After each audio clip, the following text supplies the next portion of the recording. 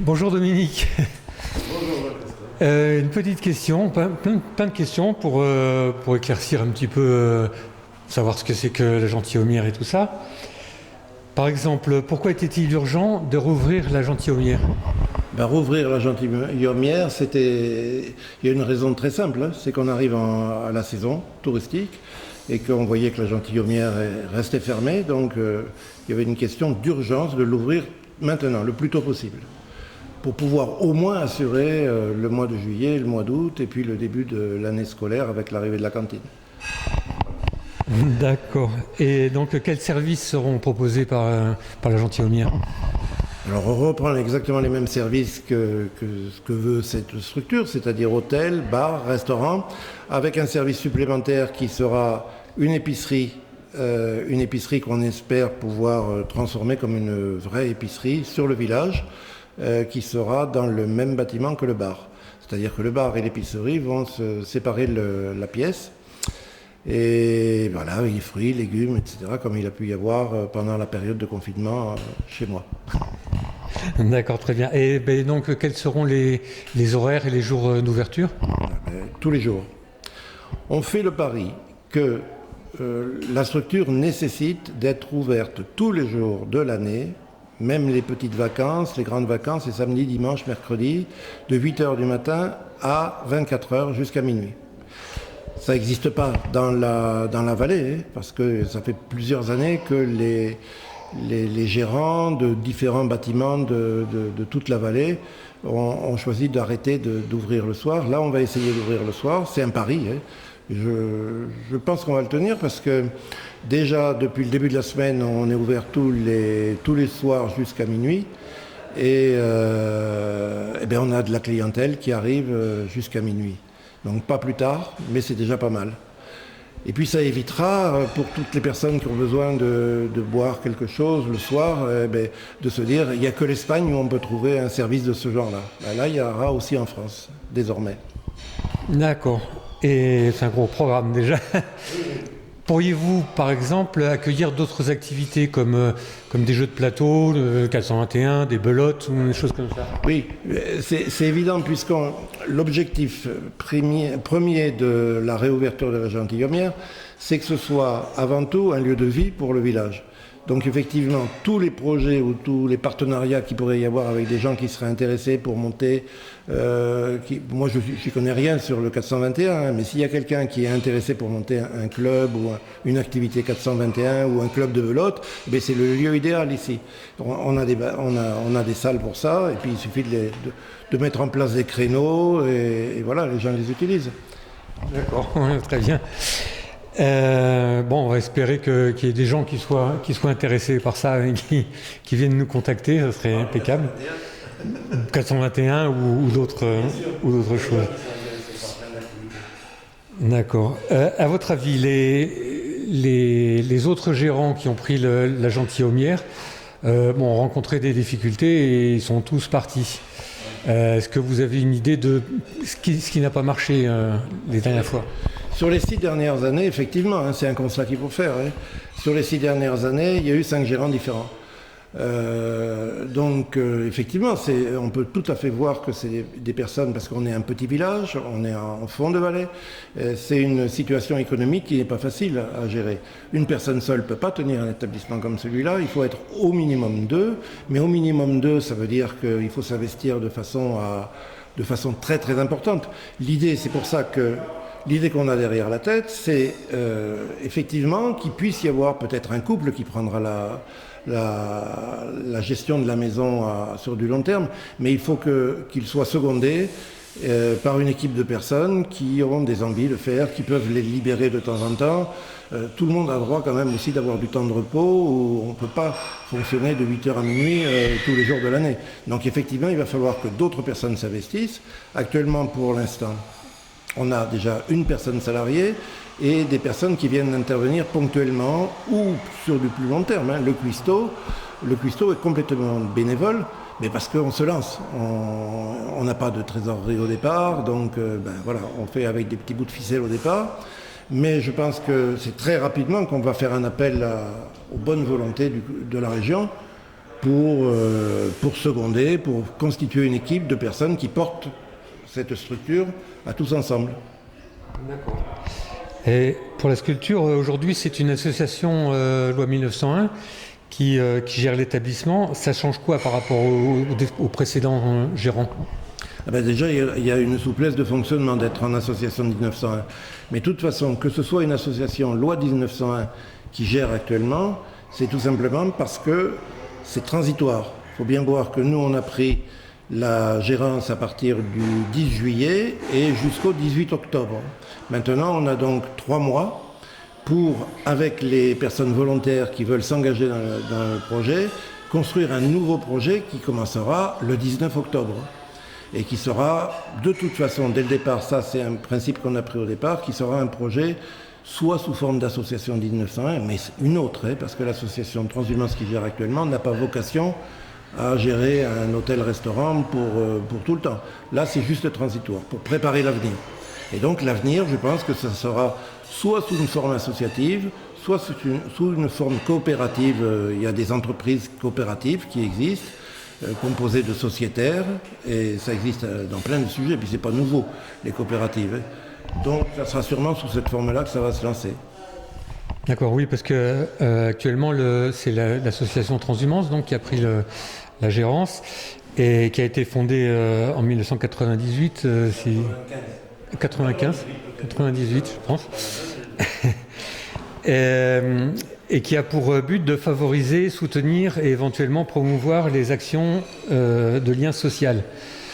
Alors effectivement, on comprend bien avec un bar le lien social qui va automatiquement se créer, mais avec l'hôtel, avec le restaurant et en plus l'épicerie, est-ce que c'est toujours cette association qui va continuer Parce qu'à partir du moment où on fait appel à un investissement de personnes pour faire marcher la maison, le lien social, c'est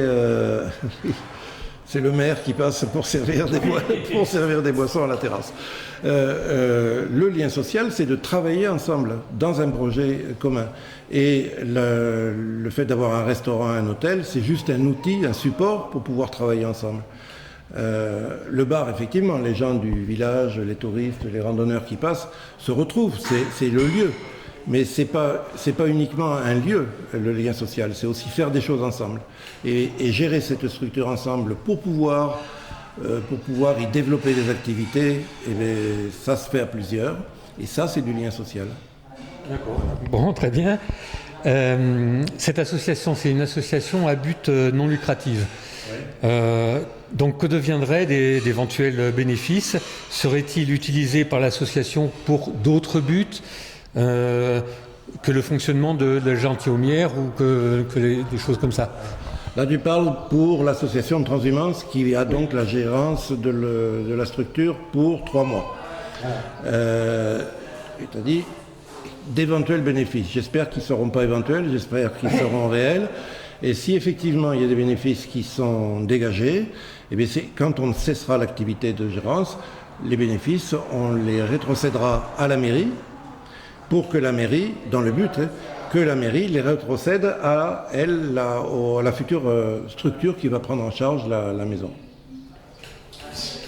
D'accord. Pousse. Donc, pour reprendre cette gentilhommière, apparemment, il va falloir quand même des fonds. Et l'association Transhumance, j'imagine, ne va pas pouvoir tout payer. Comment vous comptez vous en sortir? Alors, pour ce qui est le matériel spécifique à l'hôtel ou au restaurant, la mairie prend en charge certaines choses. Par exemple, le gros matériel doit être assuré par la mairie. Comme par exemple, là, il n'y avait pas de machine à laver en état de fonctionnement, il n'y a pas de sèche-linge en état de fonctionnement, de four à micro-ondes non plus. Donc la mairie va investir pour donner les moyens aux gérants de fonctionner normalement. D'accord, parce que le bâtiment appartient à la mairie. Parce que le bâtiment est la propriété de la mairie qui met en location la gérance du bâtiment. Après, il y a quand même toute une foule de petits frais qui ajoutés reviennent une somme assez conséquente. Hein. Il faut voir que par exemple sur ce bâtiment, sur l'hôtel, on n'a quasiment pas trouvé de lit ici, mais pas de drap, pas de matériel de couchage, pas de tête d'oreiller, pas de serviettes de bain, de tapis de bain, etc. Donc tout ça, il faut investir dans pas mal de petits frais. Il manque des poignées de porte à droite, à gauche, etc., des ampoules. Ça représente quand même pas mal d'argent à débourser au départ. Et c'est vrai que l'association Transhumance, elle n'a pas des fonds propres qui sont mirobolants. Oui. Donc ce qu'on pense faire, c'est très rapidement, et puis dès maintenant d'ailleurs, appeler à toutes les personnes qui sont volontaires pour nous soutenir, pour soutenir ce projet et qu'il réussisse. On va lancer une petite souscription et chacun selon ses moyens, s'il veut donner 2 euros, 10, 50 ou 100, eh bien, on se constitue une petite cagnotte qui nous permettra de démarrer et de tenir ces premiers temps qui sont quand même un petit peu difficiles. D'accord. Voilà. Ok, ça serait plutôt une cagnotte en numéraire bien sûr, mais éventuellement ça peut être du temps partagé ou peut-être même du matériel pour prêter des outils pour faire quelque chose. Oui, mais toutes les personnes, tout est prenable. Quelqu'un qui sait bricoler, qui peut changer une ampoule, il y a le CSGVC qui ne tient pas et il faut le refixer au sol, etc. C'est à partager tout ça, ça sera du temps de libérer pour pouvoir permettre à ce que la structure fonctionne bien et le plus vite possible.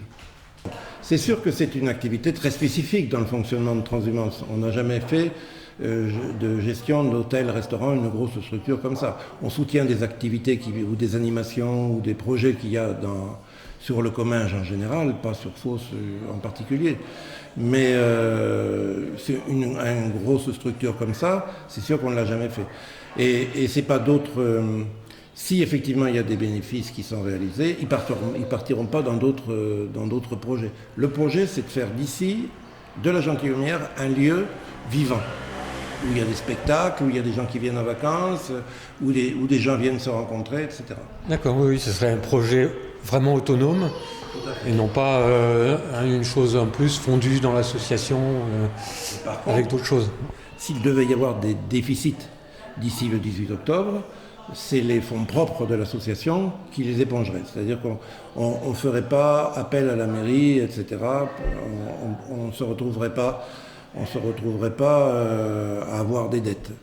Il faudra qu'on trouve le moyen de s'autofinancer d'éventuelles dettes. Mais ça, j'espère qu'on n'y arrivera pas à ce niveau-là. Oui. Bon, pour l'instant, à ce que j'avais compris, le fonctionnement était basé sur le volontariat. Mais j'ai appris que finalement, non, pas forcément, il n'y a pas que le volontariat. Il n'a jamais été question que ce soit que du volontariat. Le volontariat, c'est pour porter la structure, c'est l'âme de la structure. C'est les gens qui réfléchissent, qui décident de ce qu'on y fait, etc. Dès le départ, on a toujours dit qu'il faudrait des permanences, c'est-à-dire des gens des personnes qui soient une base de travail. On ne va pas toutes les 5 minutes réapprendre à quelqu'un comment marche la machine à café, quel est l'ordre de travail le matin quand on ouvre, etc. Donc effectivement, il y a une base de personnes. Pour le moment, il y a un jeune qui est salarié et qui est permanent. Il est salarié au SMIC hôtelier, le SMIC hôtelier étant de 39 heures, il est salarié pour 39 heures. On a déjà passé suffisamment de jours, maintenant ça ne fait pas beaucoup de jours, mais on a vu que l'activité démarre très très bien. Et on ne peut plus travailler avec un seul permanent. Donc déjà, là, au bout d'une semaine, moins d'une semaine, on a pris la décision de créer un deuxième emploi. Sachant qu'on a quand même des petites garanties derrière. On sait que par exemple le cuistot, qui est quand même la personne centrale sur l'établissement, le cuistot, lui, s'est proposé pour travailler bénévolement. Donc lui, il n'aura pas un seul centime, il est sur son temps personnel, libre, il est venu pour lancer la structure, pour lancer la structure au moins sur la période d'été. Été et puis le mois de septembre. Et après, tout l'appel à bénévolat, c'est pour tenir la structure, la faire marcher, avoir des projets, trouver des intervenants. Je ne sais pas s'il y a des petites troupes de théâtre qui veulent venir, etc. D'accord. Il y a des gens qui veulent passer, je crois. Qui veulent venir, des spectacles de musique, des chanteurs, des expositions. Tout ça, ça va être tenu en charge par les bénévoles qui vont s'investir de ce côté-là. La gestion, tout. Après, il y a effectivement un appel au bénévolat pour de la main-d'œuvre. Parce que le personnel permanent, à lui tout seul, n'arrive pas non plus à tenir la distance. On le voit, hein, moi actuellement je sers à table, je sers au bar, etc. pour compléter. Pour aussi s'assurer une garantie financière qu'on tient la route. Ouais. Mais c'est intéressant, hein, parce qu'on voit beaucoup de gens qui viennent se proposer, dire moi je suis libre 1 heure ou 2 cet après-midi, est-ce que ça vous intéresse? Bien sûr que ça nous intéresse. D'accord, tu penses que une petite équipe là, de personnes qui sont prêtes. Tu penses que ce mode de fonctionnement peut être pérenne ou c'est juste... Oui, ça peut être pérenne. C'est pas que ça peut, ça l'est pérenne, parce que ça existe ailleurs. Il n'y a pas de raison qu'à Fos on ne réussisse pas ce qui se fait ailleurs. Ouais. Voilà. Donc voilà, c'est nouveau pour Fos, c'est tout. C'est nouveau pour Fos, mais partout, dans plein de villes, vous avez des bars, des structures associatives, multiservices comme ce qu'on a envie de faire, c'est-à-dire bars, épiceries, lieux de spectacle. Donc ce sont des lieux vivants de rencontre où les gens s'investissent. Moi je crois que c'est pérenne et ça continuera sans aucun doute après Transhumance. D'accord, oui, parce que pour le moment, Transhumance fait une espèce de test, mais voilà, ça serait une autre association qui viendrait... C'est pas un test, c'est une transition. Oui, une transition, d'accord. Et ça, pour une transition pour une autre association, donc ça serait associatif. Le prochain, a priori... c'est à déterminer. Samedi prochain, pour 15h, on va inviter la population, toutes les personnes qui sont intéressées ou même simplement curieux, pour savoir comment on pourrait faire, comment ça pourra se passer l'avenir ici. On va les inviter à se réunir ici, dans la salle à manger, et on fera une assemblée générale un petit peu de toutes les personnes qui se sentent volontaires et qui sont prêts à venir samedi prochain. Et là, on verra avec eux, on jettera les bases du futur ensemble. Hein. Donc ça sera peut-être une association 1901, j'en sais rien. Ça sera peut-être une structure économique. Il existe plein de formules économiques d'entreprise. Mais dès le départ, on sait que ce sera un choix collaboratif où tout le monde participe et tout le monde a la même voix et tout le monde a la même force là-dedans. Ça sera à construire ensemble. D'accord. Voilà. Ça, c'est plus le côté vision politique de la mairie. Parce que tu es un petit peu des deux côtés. Justement, on peut se poser la question, est-ce qu'il n'y a pas un problème de conflit d'intérêts entre, enfin je dis conflit d'intérêts, c'est un grand mot, mais entre être à la mairie... C'est pas un grand mot, mais ça peut être un gros mot. Oui. Je vois très bien où tu veux en arriver. Oui, effectivement. L'association, il n'y a pas à le cacher, mais on n'allait pas démissionner non plus avant les élections. Hein. L'association était composée, le bureau de l'association était composé de 3 personnes. Moi, j'en suis le président, et le secrétaire et le trésorier étaient aussi, se retrouvent maintenant, comme moi, membres du conseil municipal, dont le maire. Alors, quand on parle de conflit d'intérêts, il y a une idée économique derrière. À partir du moment où c'est une association 1901, déjà, c'est clair qu'on n'a pas à se répartir le moindre bénéfice.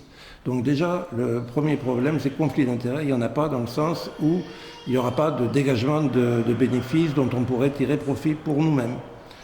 D'ailleurs, je pourrais dire qu'on serait plutôt actuellement...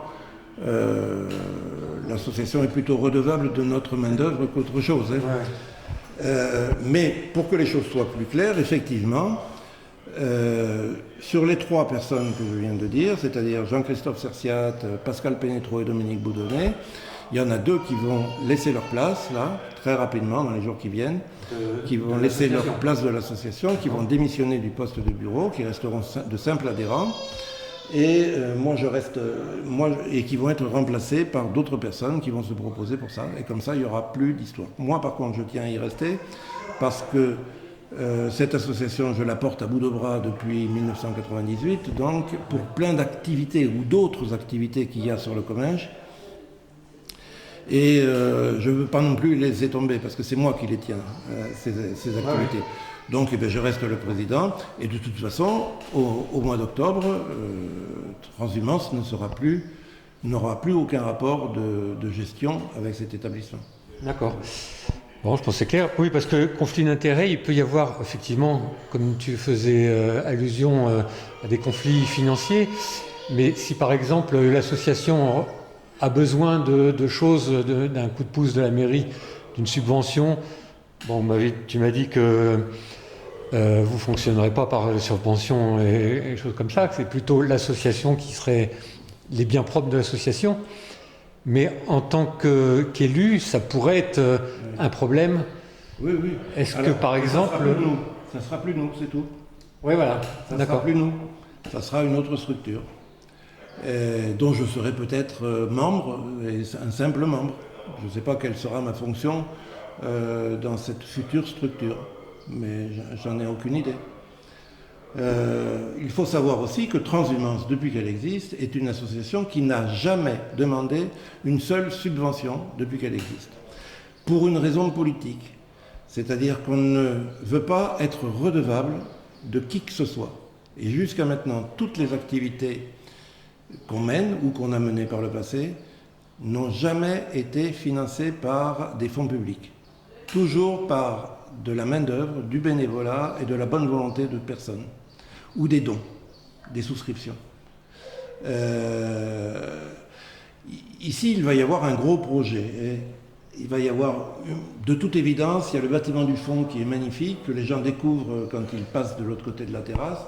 Ils voient ce bâtiment, et ce bâtiment, il faut arrêter qu'il soit un peu comme une verrue là, qui est en train de se délabrer. Et encore heureux, un précédent maire avait fait refaire le toit, mais c'est vrai que ce bâtiment est très très beau, et il mérite d'être réhabilité.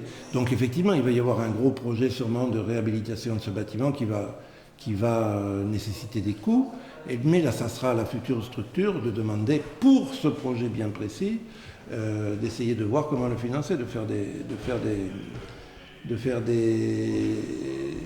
travaux dedans, etc. Puisqu'il va recevoir du public, on voudrait qu'il puisse recevoir du public. Mais c'est pour un projet précis, c'est pas pour le fonctionnement global d'une association. Attends, oui, effectivement, j'ai vu le bâtiment derrière, il est très mauvais état. Si effectivement vous avez l'idée... alors, quand je dis vous, tu vois, c'est là où il y a le conflit d'intérêts, je ne sais pas si c'est la mairie, parce que le bâtiment reste à la mairie de toute façon. Voilà. Donc, ça serait plutôt la mairie qui ferait des travaux ou plutôt l'association. Enfin, c'est un petit peu... Non, ça va être l'association.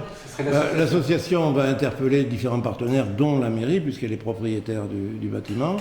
Et on va voir avec des architectes et puis les membres gérant le futur de la future structure, comment ils veulent faire. Pour le moment, moi je ne peux pas donner des réponses à des choses que je ne sais pas. Oui, hein. J'ai des idées. Je sais que ce bâtiment-là, il faut absolument l'investir. Oui, c'est dommage qu'il se perde. Oui, oui. Et voilà, ça serait franchement dommage. Et bien, on va s'y lancer. Bon, pas tout de suite. Hein. Pour le moment, la priorité, c'est assurer l'été. D'accord. C'est assurer l'été sur la structure existante. Après, on verra pour le reste. C'est clair. Voilà. Bah écoute Dominique, je te remercie de tous ces éclaircissements. Oui. Et puis bientôt, j'espère. Oui, à bientôt. Et je demande tout le monde, si vous voulez avoir des informations, vous pouvez toujours venir et donner un coup de main, je pense. Un coup de main parce qu'actuellement il y en a besoin. Quoi. Oui, je pense qu'il y a beaucoup de boulot. Oui, on se lance. Hein. Voilà. Merci. Merci à toi.